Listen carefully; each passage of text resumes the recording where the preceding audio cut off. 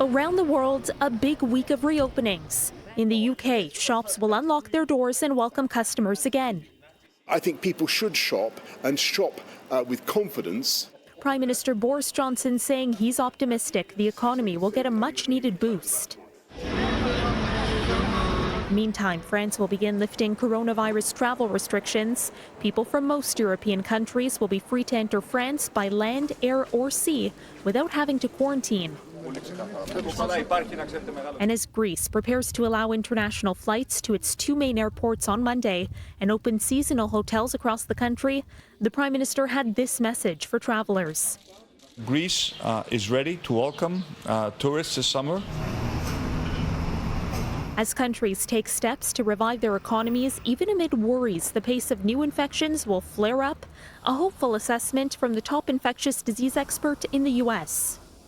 It is not inevitable that you will have a so-called second wave in the fall or even a massive increase if you approach it in the proper way. Dr. Anthony Fauci advised Americans to continue practicing physical distancing and wearing masks in public, a message not lost on New York Governor Andrew Cuomo. Wear a mask. It is the state law. Well, I'm just taking a break from my mask. No, it's nose and it's mouth. This is a mask. This is a chin guard. The coronavirus appears to be losing its grip on New York, once the epicenter of the virus in the U.S.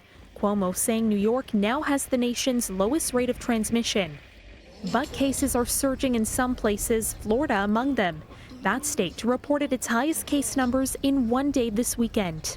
I think it's important for people to understand who is being tested now compared to who was being tested in March and early April when we had kind of our peaks then.